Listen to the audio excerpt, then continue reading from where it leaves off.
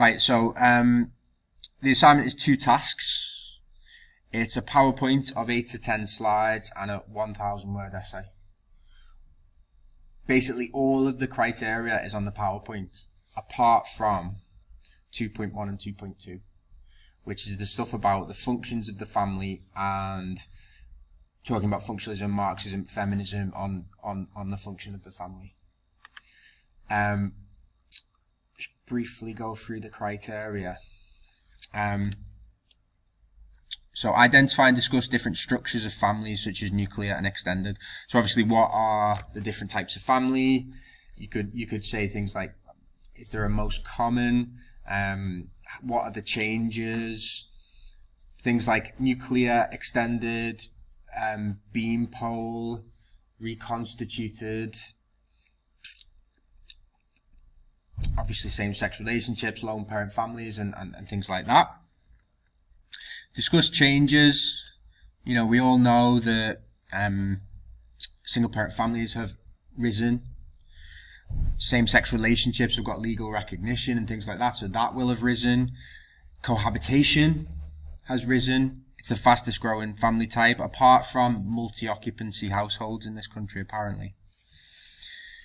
1.3, evaluate the impact of cultural differences in relation to the diversity of family structures in Britain. Just remember that, evaluate. So the idea that, obviously we discussed it in lesson and we looked at the statistics, cultural differences on the one hand has a massive impact on your family. So you might be, if you're Asian, you might be less likely to get divorced, more likely to marry young, more likely to have more children, more likely to live in an extended family. Whereas on the other hand, it doesn't have an impact in some ways, because the longer you live in this country, the more likely you are to conform to the average. And also, Ballard, for example, talked about extended family structures in the Asian community and how they're not really suitable to British housing. So, you know, if you want your extended family to live with you in a 2-bedroom house, that's not going to happen really. Then 2.1 and 2.2 are the essay. So discuss the functions of the family in modern Britain. What is the family? What does it do? So if you remember, most of the theories essentially say that the family has 4 functions: sexual function, educational function. Watch me blank out here. Economic function, reproductive function. Okay, so sexual function. Feminists would say it controls the sexuality of women. Functionalists would say it gives us access to a partner who we can have sex with.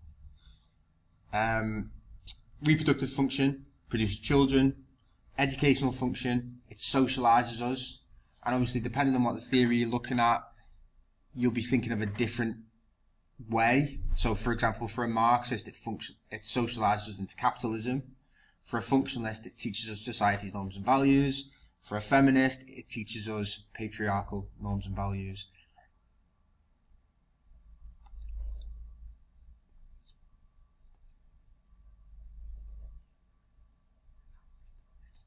I can't remember the last function, so you'll have to look that up that I forgot. And then functionalism, Marxism, feminism. You know, functionalists are positive about the family. No, it wasn't a theory. It was I just forgot which of the 4 functions I talked about, but it's not a big deal. So functionalism, Parsons is the main functionalist. There's also Murdoch. So Murdoch was the guy who came up with the 4 functions. Parsons said the family has 2 functions: socialization and stabilization of adult personalities. Functionalists tend to be quite positive about the family. It's a good thing. It helps people be socialized into society's norms and values and be good citizens and things like that. Whereas Marxists, the family's all about capitalism, about passing on property. It's about making money for the bourgeoisie through advertising, keeping up with the Joneses, things like that. Whereas feminists obviously think the family is bad for women. So it's a patriarchal institution. Women are made to do most of the housework. Men get the best deal from marriage. Things like that. Then the last 2 criteria are about divorce. So discuss the sociological explanations for divorce in modern Britain. There's 2 ways you can tackle this. You can either tackle it in relation to the causes of divorce. You can do both actually if you want.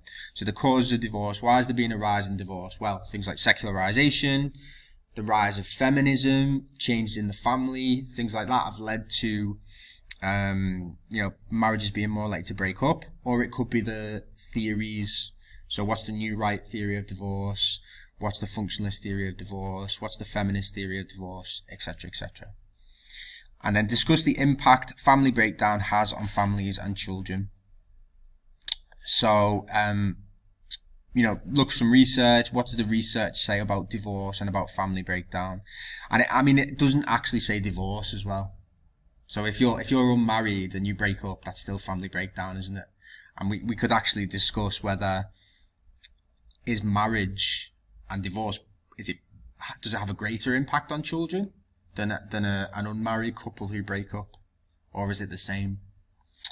So don't forget that 2.1 and 2.2 are the essay, and all the rest are the PowerPoint. You don't have to present the PowerPoint, but obviously it's just got to be well presented and things like that on the page.